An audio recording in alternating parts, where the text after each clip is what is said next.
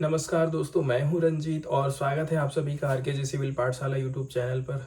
ये हम डिस्कस करने वाले हैं भारत और फ्रांस के संबंध को। पार्टिकुलरली भारत यदि ग्रीन एनर्जी की तरफ ट्रांजिशन करना चाहता है, एग्जाम्पल के तौर पर एक तो हमें पर्यावरण की रक्षा करना है, दूसरा कार्बन इमिशन को भी हमें लो करना है। तो भारत में ऐसे कौन कौन से प्रोजेक्ट हैं जो कि फ्रांस की तरफ से चलाए जा रहे हैं, कितना इन्वेस्टमेंट फ्रांस इंडिया में कर रहा है ताकि भारत और फ्रांस के बीच में जो ग्रीन पार्टनरशिप है वो बेहतर चल सके, इसके ऊपर चर्चा होने वाली है। तो फ्रांस की जो दो प्रमुख कंपनियां हैं वो हमारे देश में इन्वेस्टमेंट कर रही हैं। कहाँ कहाँ पर कितना इन्वेस्टमेंट किया गया है, इसके ऊपर आज हम चर्चा करेंगे डिटेल में।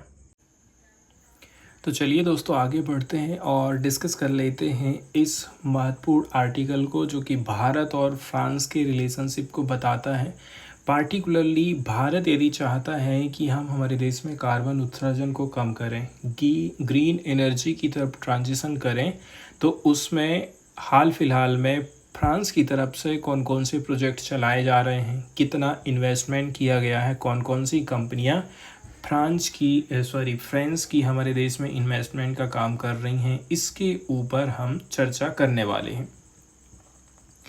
तो देखिए, सबसे पहले तो हमें ग्रीन ग्रोथ के बारे में जानकारी हासिल करना होगा कि भाई ग्रीन ग्रोथ के अंतर्गत कौन कौन से काम किए जा सकते हैं या फिर कितना फ़ायदा हमको हो सकता है। ग्रीन ग्रोथ के अंतर्गत जैसे कि low carbon growth, economic growth, equitable growth, social development and poverty reduction, strong communities and habitat, biodiversity ecosystem, good and services, value natural capital, ecosystem resilience, climate adaptation and mitigation, green house gas emission को कम करना। ये सारी चीज़ें आ जाती हैं किसके under में, green growth के अंडर में आ जाती हैं। इतने सारे काम किए जाते हैं जैसे कि पर्यावरण को बचाना है, ग्रीन हाउस गैस को कम करना है, सोशल डेवलपमेंट का काम करना है, गरीबी कम करना है। तो ये सारे काम इसमें आ जाते हैं। अब यदि हम बात करें ये सारी चीज़ों को हासिल करना है तो इसके लिए भारत AFD ग्रुप के साथ में मिलकर के काम कर रहा है, और AFD कंपनी कहाँ की है, फ्रांस की है। इंडिया ने काफ़ी लंबे समय से प्रायोरिटी पार्टनर के तौर पर चुना है AFD ग्रुप को, जिसने कमिटमेंट किया है कि भाई हम कम से भी कम जो 4 फ्रेंच की बिलियन डॉलर राशि है ना, लगभग 100 प्रोजेक्ट इंडिया में हम चलाएंगे 2008 से ही। इस प्रकार की घोषणा करी गई है। किसकी तरफ से ये घोषणा करी गई है? फ्रेंच की कंपनी की तरफ से।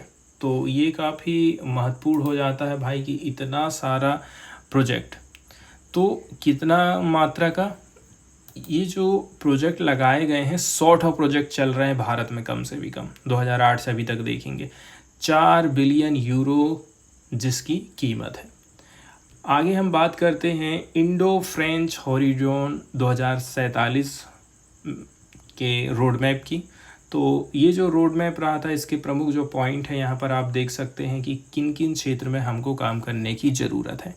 इंडो फ्रेंच हॉरिजॉन 2047 का रोड मैप क्या कहता है, इसके पॉइंट यहाँ देख सकते हैं। जैसे कि राजनैतिक स्ट्रेटजिक कुछ एरिया है, साइंटिफिक कोऑपरेशन है, इंस्टीट्यूशनल कोऑपरेशन है, कोऑपरेशन स्ट्रेटजिक एरिया है, सस्टेनेबल डेवलपमेंट के काम है। ये हॉरिजॉन 2047 के कुछ विज़न रखे गए थे। इसके बारे में आप देख सकते हैं एक एक पॉइंट को।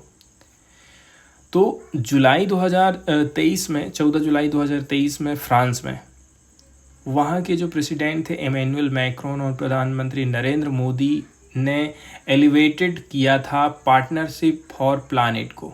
ठीक है, किस चीज़ को बढ़ावा दिया, सपोर्ट किया? पार्टनरशिप फॉर प्लानेट को as one of the 3 pillar. 2047 का जो रोड मैप है उसका एक पिलर है क्या? Partnership for planet. इस चीज़ की यहाँ पर कहना चाहिए संकल्पना करी गई थी, ये डिसीजन लिया गया था। इससे क्या होगा? इस डिसीजन से क्लाइमेट चेंज के ऊपर काम किया जाएगा, बायोडाइवर्सिटी के ऊपर काम किया जाएगा, हेल्थ के ऊपर एंड एनवायरनमेंट के ऊपर काम किया जाएगा। साथ ही साथ यहाँ पर दो जो व्यू है हमको एक से दिखाई दे रहा है भारत और इंडिया के, जैसे कि सोशियो इकोनॉमिक डेवलपमेंट के ऊपर काम करेंगे, इन्वायरमेंट प्रोटेक्शन के ऊपर काम करेंगे, साथ ही साथ जो नॉर्थ साउथ डिवाइड है, नॉर्थ और साउथ के बीच में जो डिवाइड चल रहा है, उनके विचार अलग है, हमारे विचार अलग हैं, उनको हम एक करने का काम करेंगे। साथ ही साथ कुछ सस्टेनेबल सॉल्यूशन लाने की बात करी जा रही है दुनिया के लिए, एंड हमारे लिए हम ग्रीन ट्रांजिशन लेकर के आएंगे। इसके बाद अगली चर्चा करी जाती है इंटरनेशनल सोलर अलायंस को लेकर के। ठीक है भाई, देखिए जो इंटरनेशनल सोलर अलायंस है, सूरज के पास में इतनी एनर्जी है कि हम अपना जो ग्रीन ट्रांजिशन है ना उसको आसानी से कर सकते हैं। तो इंडिया की तरफ से बोला गया है यदि हमें 175 गीगावाट के गोल को निर्धारित करना है तो हमको 83 बिलियन डॉलर की ज़रूरत पड़ेगी। इंटरनेशनल सोलर अलायंस क्या है? ये एक इंटर गवर्नमेंटल ऑर्गेनाइजेशन है जो कि प्रमोट करता है सोलर एनर्जी को among member countries. It is headquarter in Gurgaon. इसका हेडक्वार्टर कहाँ बनाया गया है, क्या इसका कॉन्सेप्ट है? इसमें बोला गया है कि कम से भी कम हम 121 कंट्रीज़ को साथ में लेकर के आ रहे हैं। ये आपस में टाई अप रहेंगे completely या फिर partially between the two tropics so as to harness solar energy and make the technology freely available to all nation। कुल मिलाकर के इसमें बोला जा रहा है कि जो सोलर एनर्जी है इसके लिए जो टेक्नोलॉजी है फ्रीली अवेलेबल हम करा सकें पूरे देश की कंट्रीज़ को जो कि इसमें शामिल हुए हैं। तो अभी तक देखा जाए कितनी सारी कंट्रीज़ इसमें जुड़ चुकी हैं, तो 61 है कि 50 है दिखाई नहीं दे रहा है, इन्होंने ज्वाइन कर लिया है, जबकि 32 ऐसे हैं जिन्होंने रेटिफाई कर दिया है, सत्यापित कर दिया है फ्रेमवर्क एग्रीमेंट को। टारगेट क्या रखा गया है? 1000 गीगावाट सोलर जनरेशन कैपेसिटी हम लेकर के आएंगे 2030 तक, एंड $1 ट्रिलियन का इन्वेस्टमेंट की ज़रूरत पड़ेगी यदि हम इसको 2030 तक हासिल करना चाहते हैं। तो 175 गीगावाट जनरेशन किया जाएगा रिन्यूएबल एनर्जी के माध्यम से, ये इंडिया का टारगेट था 2022 के लिए, and 20 gigawatt solar power capacity already India install कर चुका है। तो ये green solar international solar alliance से रिलेटेड कुछ जानकारी थी यहाँ पर। अब ज़्यादातर जो चर्चा होने वाली है यहाँ पर वो है फ्रेंच डेवलपमेंट एजेंसी से रिलेटेड। ठीक है, ये जो कंपनी है, ये जो एजेंसी है भारत में बहुत सारे प्रोजेक्ट चला रही है।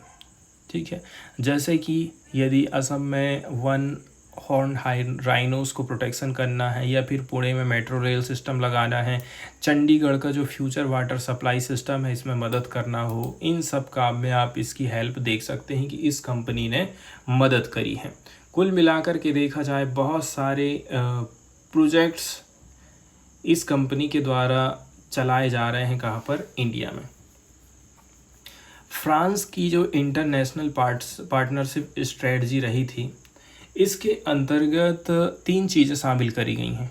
AFD company, its private sector arm Proparco and technical cooperation agency Expertise France. 3 लोग मिलकर के काम करते हैं किसमें?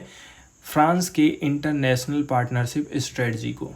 तो एक कंपनी AFD हो गई है।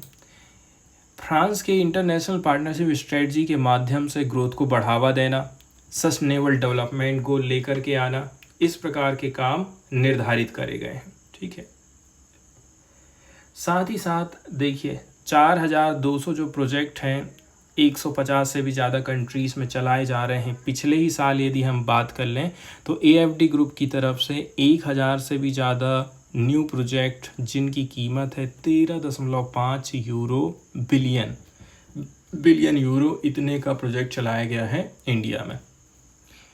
अब इंडिया एंड AFD की हम बात कर रहे हैं, which is active in 4 strategic sector. 4 strategic sector के ऊपर इंडिया और AFD ग्रुप काम कर रहे हैं। जैसे कि एनर्जी ट्रांजिशन करना है हमको, पेट्रोल डीजल से हमें बैटरी वाली चीज़ की तरफ जाना, सोलर एनर्जी की तरफ ट्रांजिशन करना है।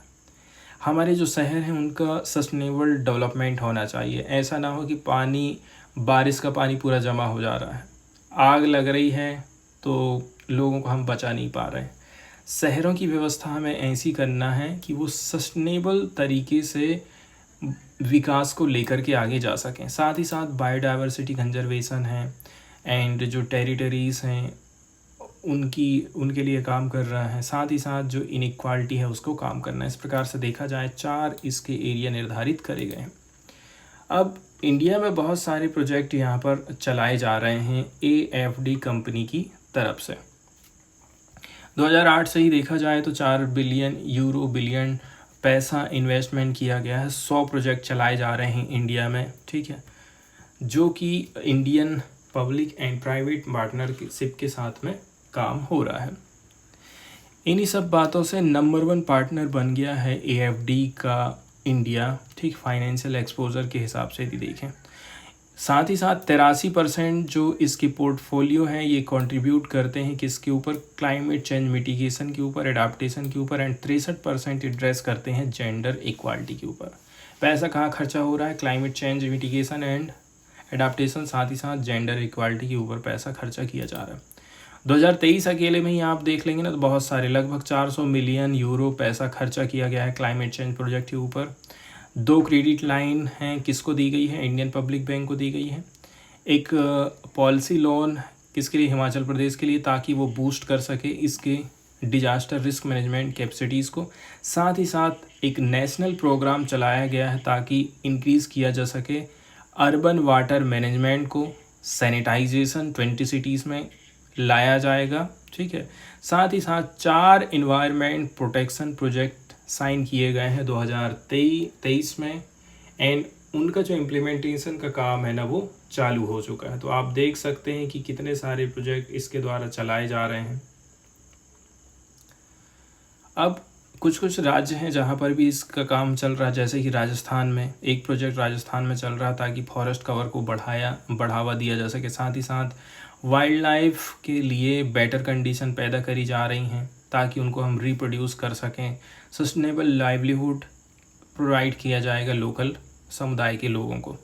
हिमाचल प्रदेश में सैनिटाइजेशन मतलब साफ़ सफाई का काम को बढ़ावा दिया जाएगा, ठीक है। स्मॉल टाउन जो हैं हिमाचल प्रदेश के उनको बेहतर बनाने की बात करी जा रही है। The third seek to improve solid waste management. Solid waste management जो कहना चाहिए सॉलिड कचरा होता है उसका मैनेजमेंट किया जाएगा 18 सिटी में CITIIS प्रोग्राम के अंतर्गत।